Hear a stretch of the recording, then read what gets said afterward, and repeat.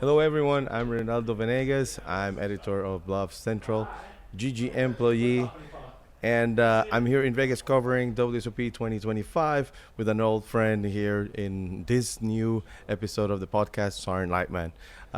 Sarne, what is your official position in GG? I'm the managing director Okay, of GG. perfect. I wanted to bring Sarne to the table because Sarne, especially, was one of the creators, or if not one of the creators of the LAPT, Latin American Poker Tour, and we have a long history working together. And I think you guys in Latin America. Sorry, I'm speaking in English, but we wanted to do this faster in English. You can see the subtitles over there. We wanted you guys in Latin America to know how we build the Latin American market actually in poker basically, and what is coming up in Latin America with WSOP Panama. We're gonna get there, but let's start. Well, first talking with Sarne, a long friend when I used to run Bluff for Latin America and Brazil, and Sarne was just hired to get to open the Latin American market for PokerStars. I remember you coming from Australia, Sarne. Yep. How was that move? Well, I mean, I just spent 3 years building the Asia Pacific Poker Tour in Asia, and when the Scheinbergs called me and asked me if I would like to, take over and build the Latin American market, I was really excited. I mean, I loved building Australia and the Australian market, and it's very funny to it's 20 years ago this WSOP that I got hired. I had lunch with Isai a few days ago and reminiscing on that. So I built something called the Australian Poker Association. I built that up, the young side of that. It was a big league, right? It was so. So we'll go back a little bit. So I mean, I started so I learned to play. After university, I trained as an options and derivatives trader, but it was just after 9/11 and the markets were pretty dead. So there wasn't much going on, and then a lot of the traders were playing, poker online or poker in the office as something to do. So, I learned to play poker and started, watching late night poker on Channel 4 in the UK. WPT always likes to claim they were the first, people who televised the whole cards, but it was late night poker on Channel 4 in the UK, and actually the guy behind you, oh really? There, Phil Hellmuth actually won. He came over from the US. He was very different then, suit and tie. He's like the gentleman of poker. I think it was season 2 was the first season I saw, and he won, beating out like famous people like Devilfish and things like this, and the Hendon Mob.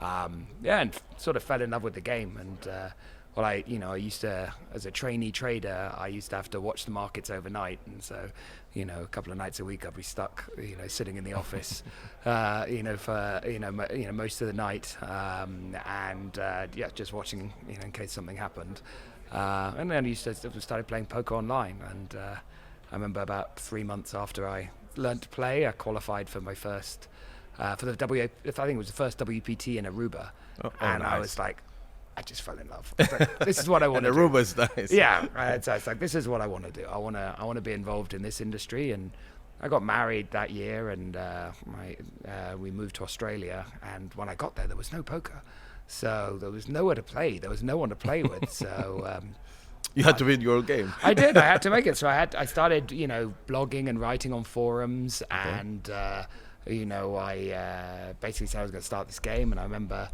seven people turned up to my first tournament, and after every tournament I'd write it up, the biggest hands and the action and what happened, and just got more and more followers. I mean, this is 2003, so it wasn't really much in the way of social media. There's no such thing as an influencer, but people were following me in the forums, and over the next 6 months that club went from 7 players to 600 active members, and the largest poker club in the Southern Hemisphere at the time.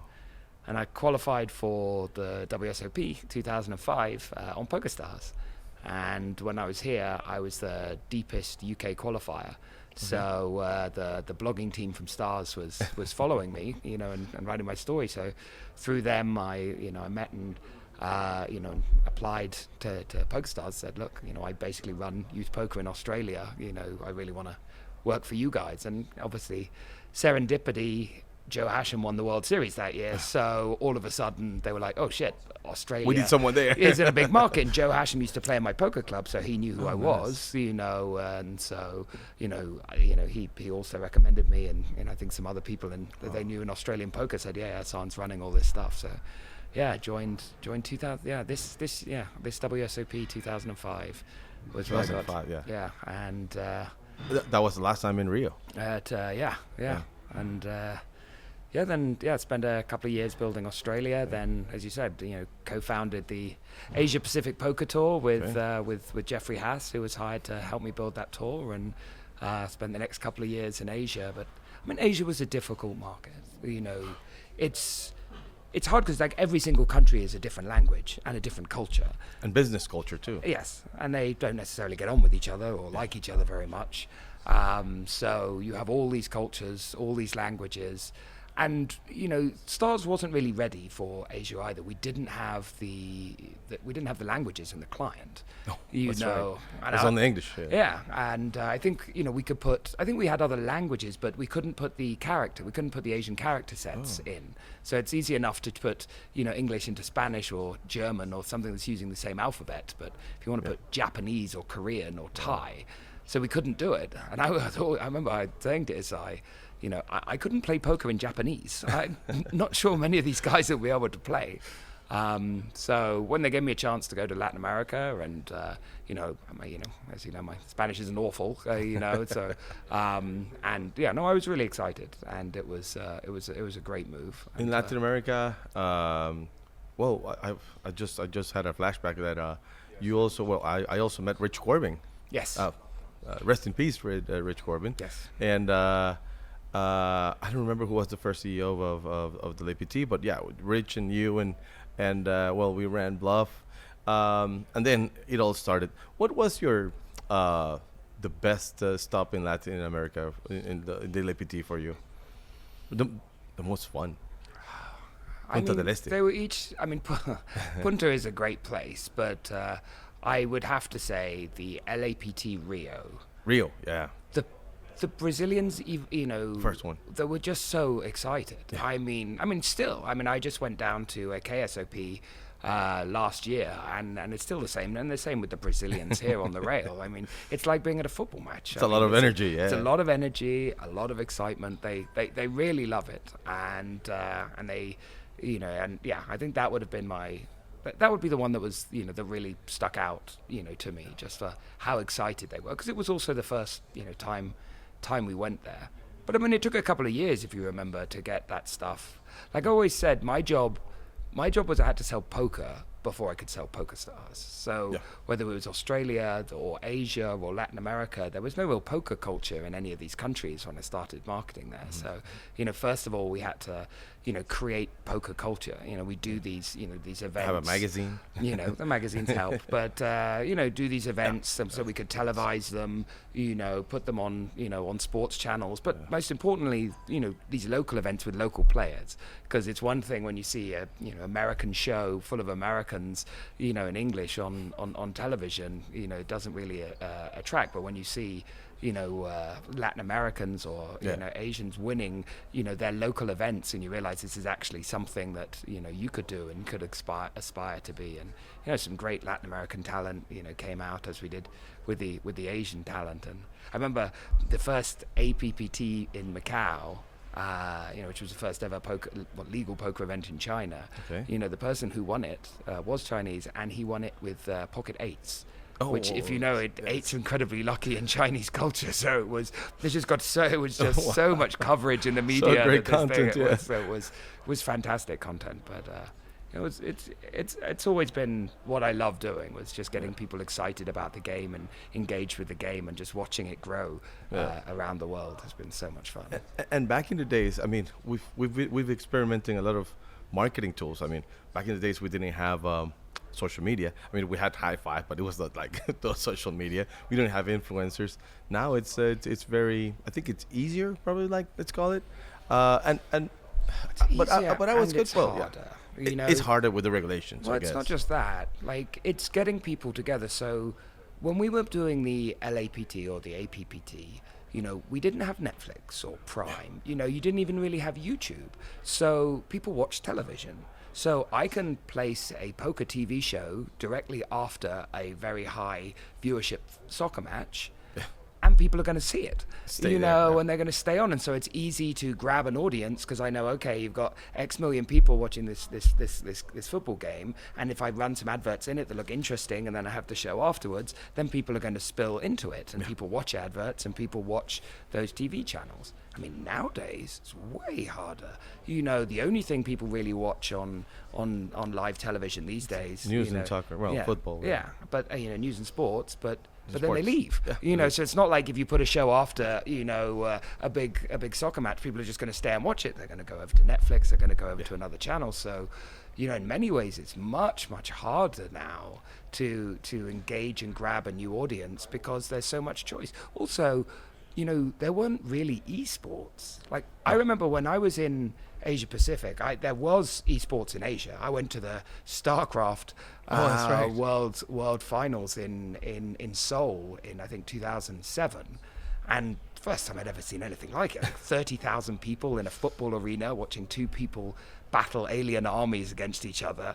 And I was like, this is not something that's going to take off the rest of the world. And a few blocks away, they have a good stadium in here too, right? And then I remember, it was 2012 or 13, watching the League of Legends World Cup in Wembley. You know, you know, and it's like insane. And It's so, just insane. you know, we were, in my view, you know, online poker was the first real global esport. You know, 100 million people competing, being able to make money, you know, from what is essentially a computer game. You know, but nowadays, you know, there's a huge amount of competition. Yeah. You know, and that's the biggest trouble with engaging the next generation is, you know, is getting attention share, getting mind share when, you know, all these other games are, you know, so much cooler and they're so engaging through influencers and content creators and the channels that are out there. Well, that brings me of a product that I think it was launched in our time, let's say in PokerStars, but when we that was one of the reasons that we created Zoom for the younger generations, right? Because they want instant hands, so they don't want to wait, or they don't have the patience that we old guys have now. And, is that one of the reasons that it was built for? Any other? Well, partly No, besides for more rank, but I mean, it was built for mobile, so. Okay. You know, when you look at, you know, it was Rush back then. You know, Rush, Zoom, Rush and you Zoom, know, you know, it was built for mobile. You know, when I started, you know, no such thing as a as you know, as a smartphone, and certainly, and it was 2011, 12 before anybody would have been really starting to play games on their mobile phone. But, you know, there was a complete shift in the way people played poker and what they were interested in when mobile phones came out. so that was the reason. Well, it was for mobile. That was where it hugely took off. Okay. You know, because, you know, people are willing to sit and play poker for hours on end on a computer. But people play snacking. We used to call it snacking. You know, poker on their mobiles. They want to play for 10, 20 minutes. Yeah. You know, and you know, Rush will allow you to do that. Spin and Goals allow you to do that. I mean, those were the two formats that, you know, really, you know, that and, you know, the mobile phone uptake, the smartphone uptake, really, that they created the two second and third booms, you know, and an interest in people, because the traditional hours and hours of playing were losing interest to people and wasn't engaging that younger mobile generation especially. Okay. Going back to Latin America, and of course those were other times in which there was not a lot of regulation. How hard was making business in Latin America compared to nowadays in what you're doing with any other region? I mean, different countries were different, but I mean, it wasn't that hard when, like, I cut my teeth in Australia, you know, in a country where their gaming legislation says it's illegal to promote a brand that's similar in any way to an online gaming brand, Wow. which made PokerStars.net technically illegal.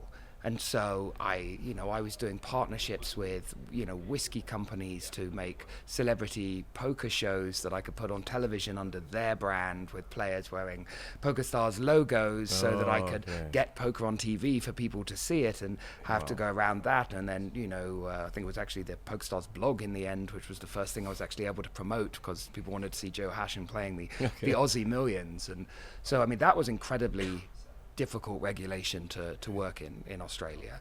And then Asia still is. It's currently closed, so and then there are different countries in Asia where were very challenging. So I mean, most countries didn't have any legislation, but what was really important back then and still now is that there's no enforcement against players. Yes, we don't want to do anything where anybody would be breaking the law by playing on the site, and so that we're understanding what those sites were, which countries that was, and a lot of working with regulators to try and get legislation. I mean, it's a huge part of what we do now. I mean, one of my biggest focus is, as managing director of GGPoker, is opening up all the markets that are not open, all the closed liquidity markets, or those that don't have poker legislation. I mean, that's the big, now that we're at sort of 80-90% market share, that's the next thing to do. Let's bring the world back to playing poker. So Latin America wasn't too bad because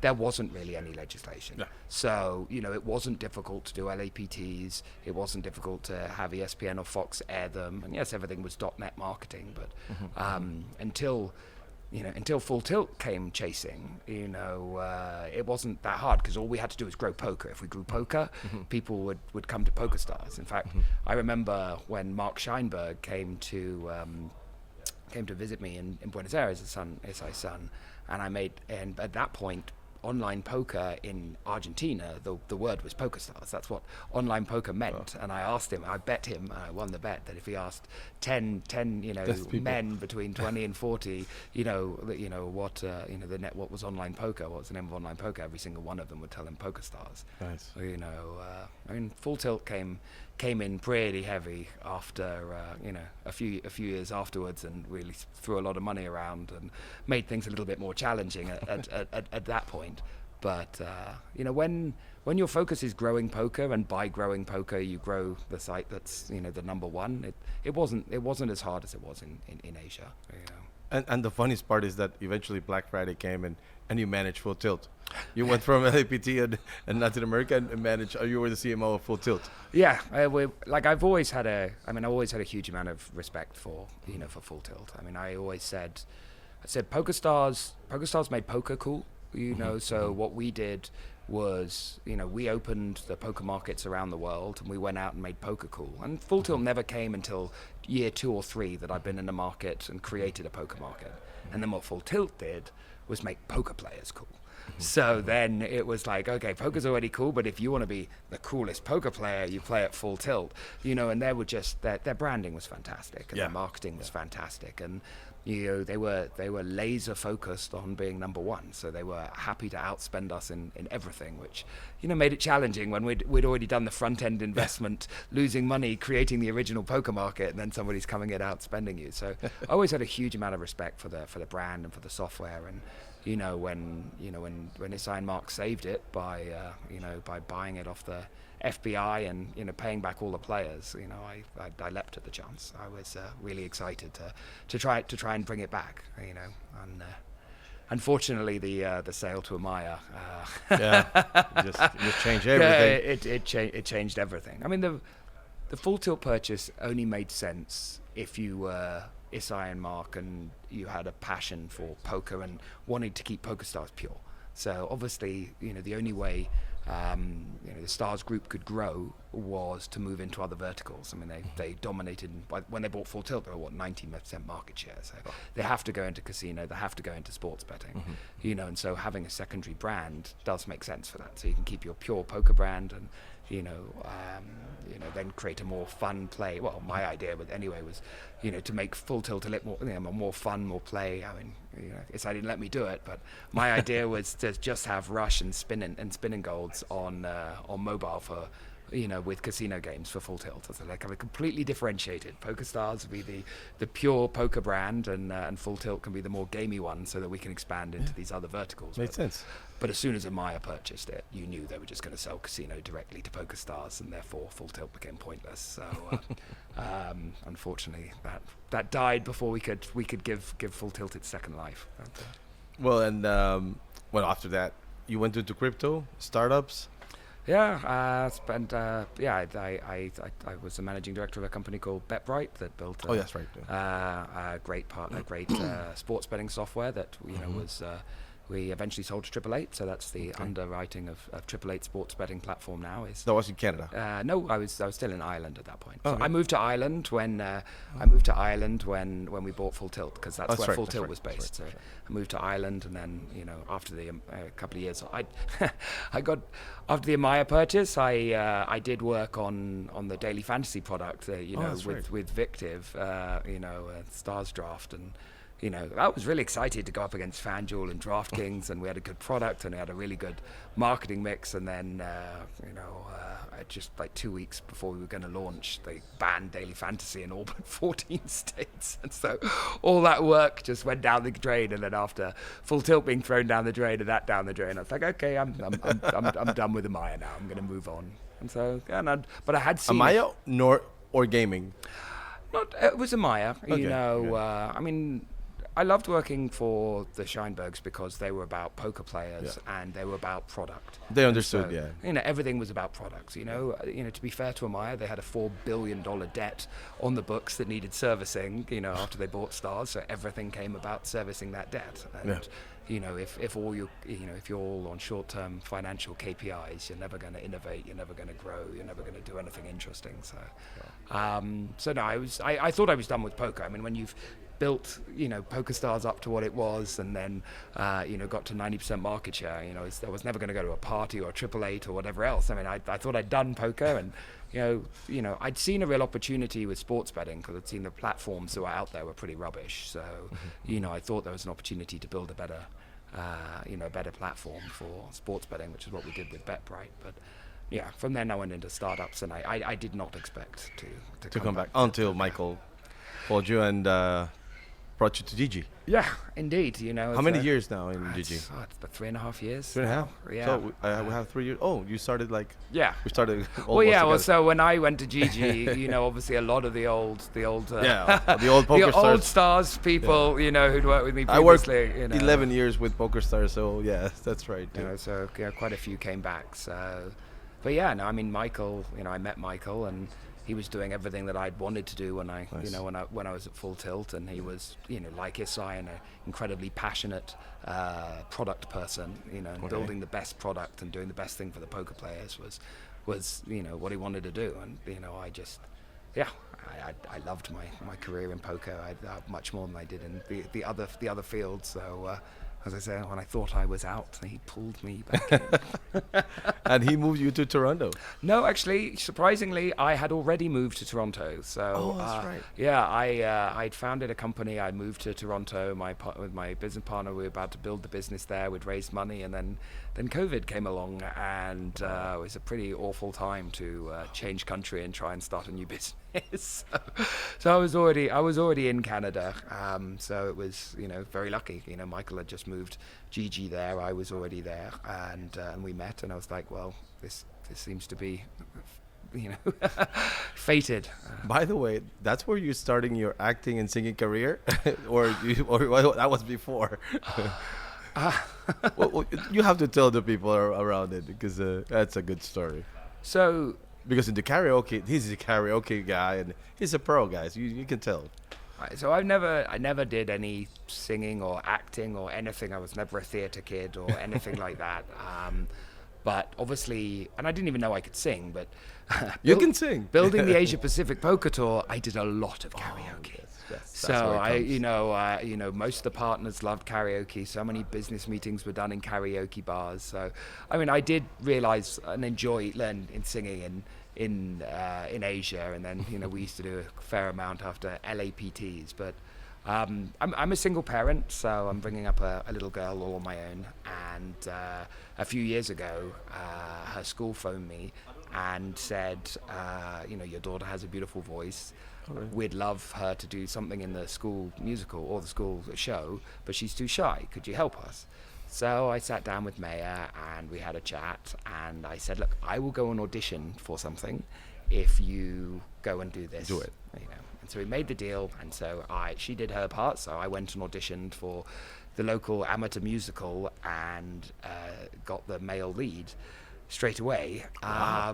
Which was interesting because I'd never learnt lines or any of that, acting, dancing, all of these things were slightly new on me. So, I mean, I had a bit of fun and I enjoyed it, but I wasn't intending to do it again. And then, next year my daughter wanted to do it with me, so auditioned again, got the male lead again, and, did that. And then when I got to Canada, because I moved there just before COVID, first 18 months I didn't meet anybody. So it seemed like a fun way to meet some people, and so I did a couple more auditions, and I've done a few more shows. But I do think that's probably the thing that surprises most people, is that I do musical theatre on the side as well as Are you famous in the scene in Toronto? I'm known in the amateur musical theatre scene Okay. with the people that I've done it with. Okay. Yes, but it's not a huge Okay, group. okay. But yeah, it's fun, but it's a lot of work. It's an awful lot of work. I don't know how you mix it. Between being a single parent, Gigi, and the other, I just did spam a lot, and it was so much fun. I mean, I absolutely loved it, but that much rehearsals on top of everything else, I'm taking a break now. Although that's what I said before I saw that they were doing spam a lot. So never say never. So fast forward now that we're in Vegas, because this was the first year that is GG and WSOP officially together.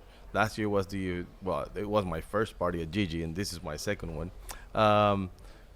How was the deal with the purchase with the GG? How did that came? Whose idea it was?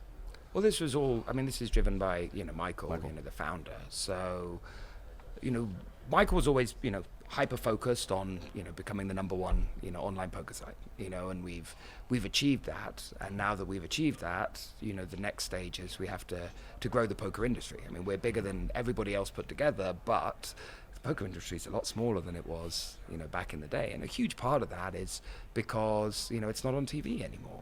It's not out there. It's not nobody's really pushing it, promoting it.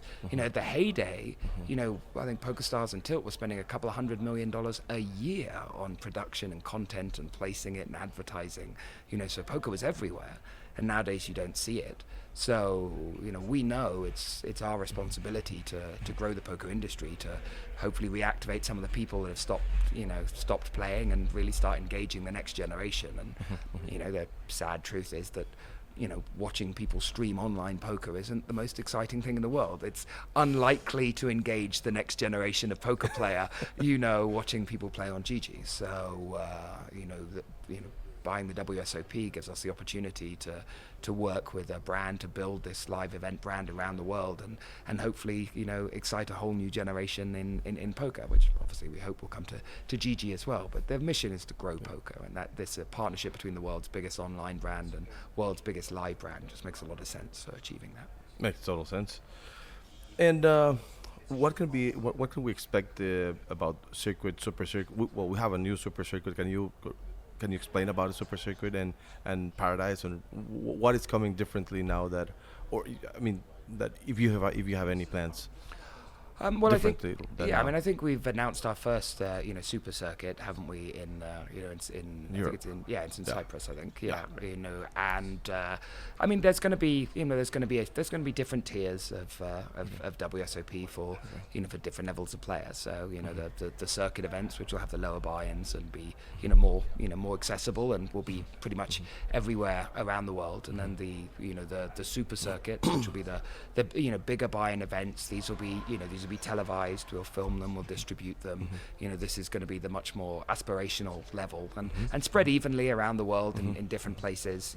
They'll get announced as they're all done. But the objective there is to start bringing really bringing it back to television, bringing it back to having celebrities playing, getting PR, getting newspapers covering it, really getting that excitement. And super circuits. Yeah, those would be the super circuits, and then we have the two. That's Paradise. No, and then Vegas. And then there's Paradise in Vegas. So Okay. the main event and the super main event.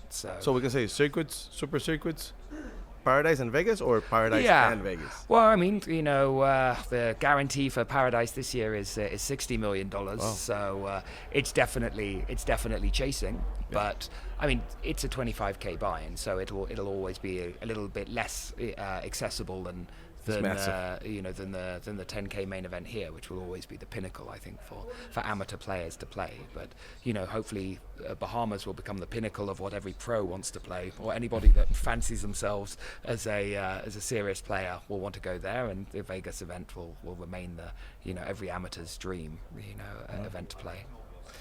Well, and it brings us to WSOP Panama, WPC Circuit Panama. We've only had 3 countries with WSOPs, which is Brazil, Argentina, and Mexico. Mexico was a long time ago. And Argentina last year, it broke records on that year in the circuit. So what can we say about WSOP Panama? What are you expecting? Well, I'm expecting, just it to be bigger and bigger fields, that you just see more and more, Latin Americans getting involved, obviously having GGPoker satelliting these events makes them a lot more accessible to everyone. And I'm hoping over the next over the next couple of years, you're going to see, a lot more circuit events in Latin America, local for people in their countries, and hopefully a big super circuit as well. I mean, this is still a very growth market, Latin America. I mean, it's still, and you can see it when you have a look at the ages of people. If you go out and have a look at, the ages of people playing out in the main event here, the younger side, the Argentines and the Latin Americans and the Brazilians, they're the youngest players that are there, really, and it's that's slightly older in the other markets. So and it would be exciting to see all of these events grow. Keep your eye out for more announcements of plenty more WSOPs, and obviously plenty of action on GG for everybody to come and play as well as qualify for these events. And just hope to see the Latin American market can continue to grow. That's great. I really invite everyone to WSOP Panama because the organizer is Jose Severino, biggest player in Panama. I think all-time money list, and he also he owns Cuba Libre products. He's trying to make a very nice event for a circuit. Actually, it's going to be a good planning. I think we're going to have like Poker Go. Panama is very nice, and it's actually safe in Latin America. So I invite everyone to come and try to qualify in GG, of course. And you will feel definitely the Latin vibes that we were talking about, and you can feel it, guys. Thanks for coming, Sarne. My pleasure. Thank you so much for having me. Thank you, guys. We continue covering the WSOP in 2025. You need to follow BluffCentral.com, and actually you need to make the account for the social media part. We're building our own social media site, so it's cool. Check it out, guys. Thanks. Thanks, guys.